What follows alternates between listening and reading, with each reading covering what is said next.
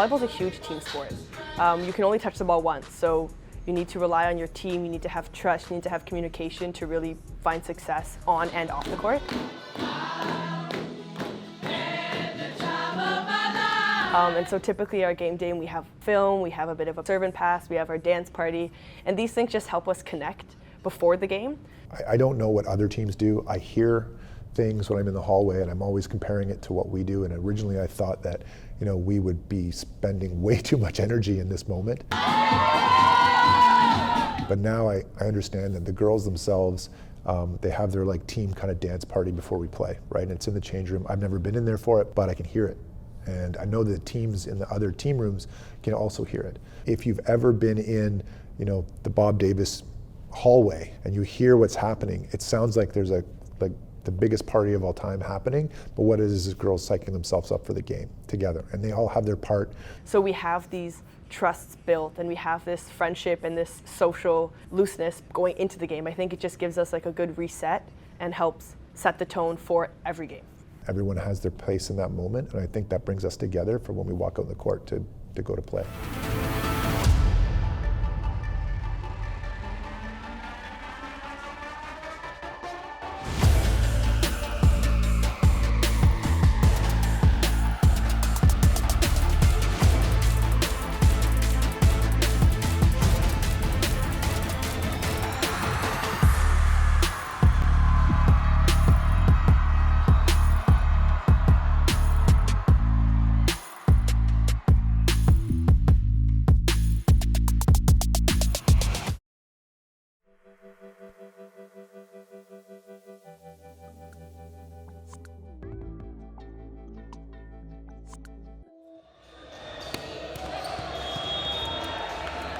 We have a pretty good variety of personalities on our team.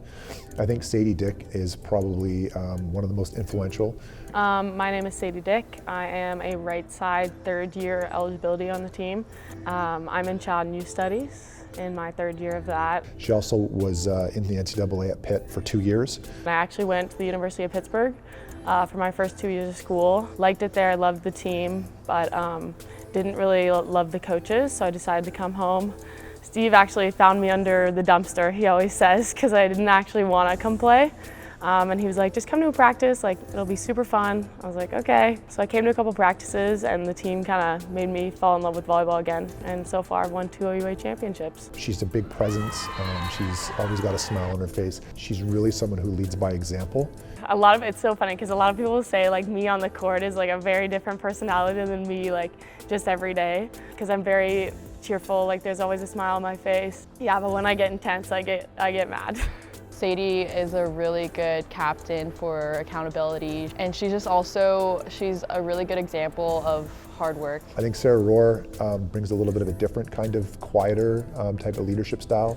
Sara started with me, she's the only original left. I'm Sara Rohr.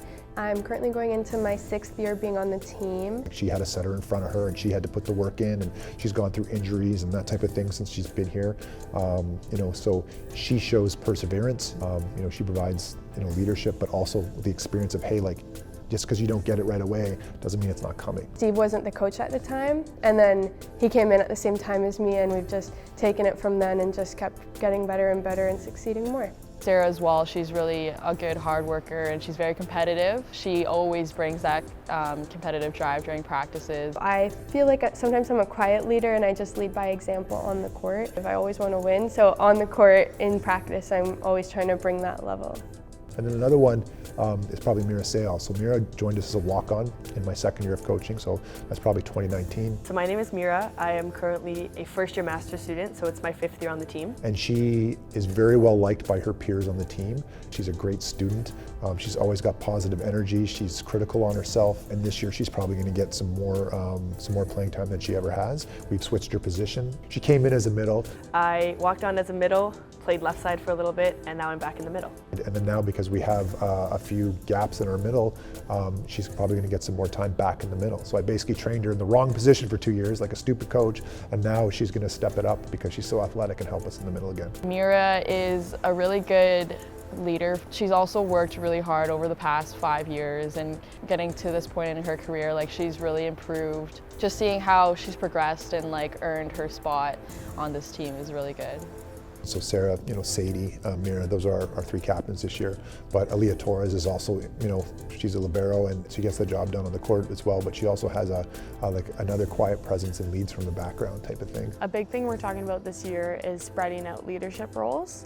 So we have like a leadership group with 3 captains. That leadership group really has an effect on terms of, we have 5 first-year athletes coming in, and they're learning from the leadership group that's been in front of them, right? So we're talking this year big about the legacy you're leaving behind. Aaliyah, Meera, Sara, they're all going to graduate this year, so they're going to leave a legacy behind to the next group in. I really want to help out the 2 younger setters and leave them with like as much knowledge as I can.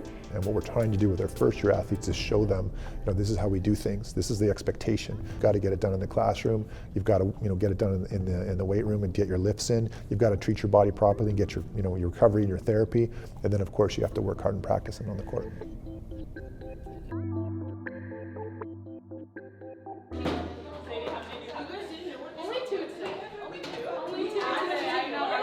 How important to you is the home opener?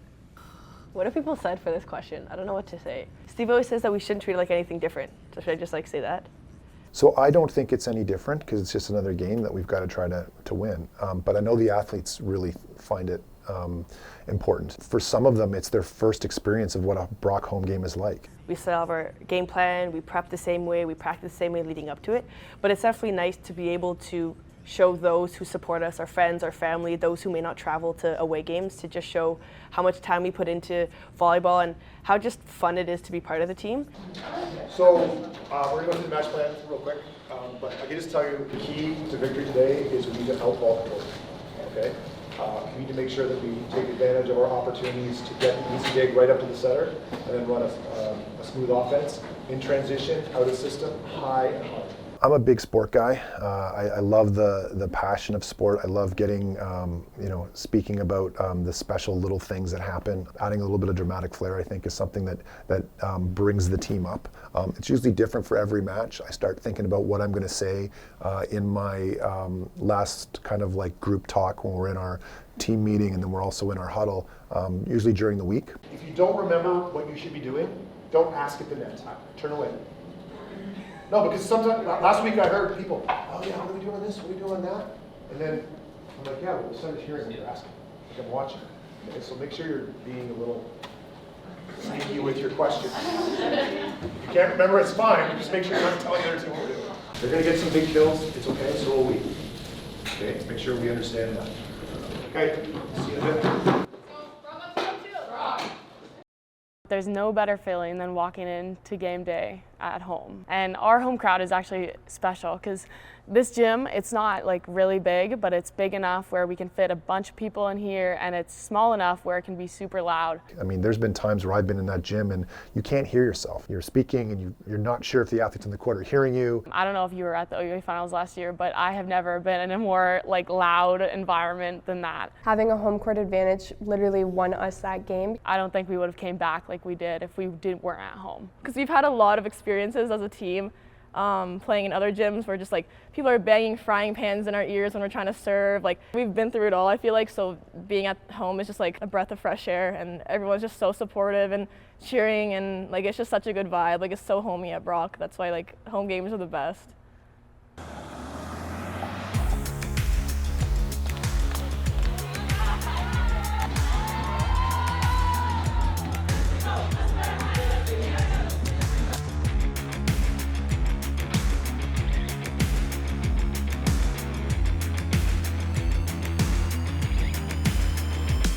There's some athletes who are going to be on the court this year that may never have experienced being called for the home opener.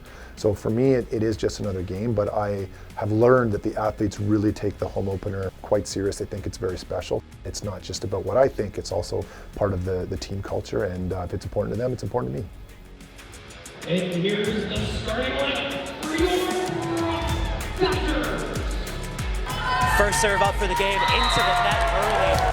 Going to the outside this time for Fosen, getting a successful wipe on the swing. Brock keeping it alive, pushing it outside to Kimienti. Kimienti finds the corner. Away.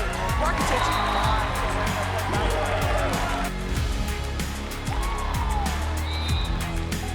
EMU looking to bring this one back. Kimienti Torres, a little bit of miscommunication, but Foe says, I will take set one.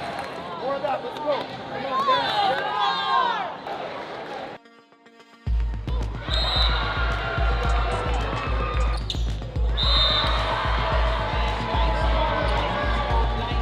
high, hard, off the hands. Don't avoid the block. Okay? It's gotta happen now. Come on, let's go.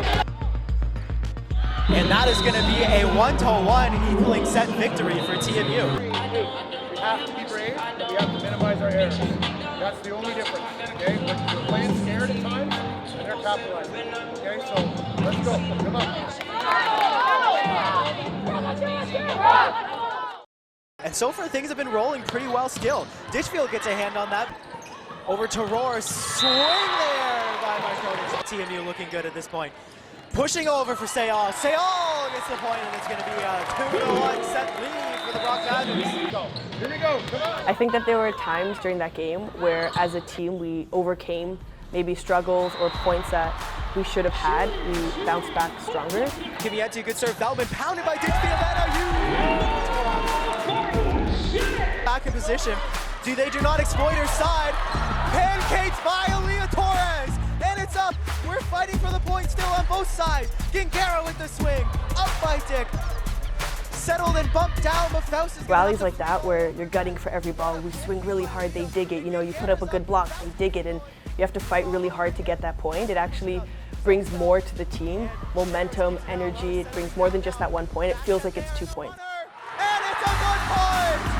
GG Marconis, and the number 3 defeats the TMU Bold here in 4 sets. This is the reason why we play volleyball, and it's points like this that just really sell it for us. Like, this was a huge win for us at home, season opener, setting the tone, and it was a really tight match as well. Like, I think it was 25-23 was the final score of that set. So that point just like puts it over the edge of like, this is why we play. Like, it was really nice to win that way.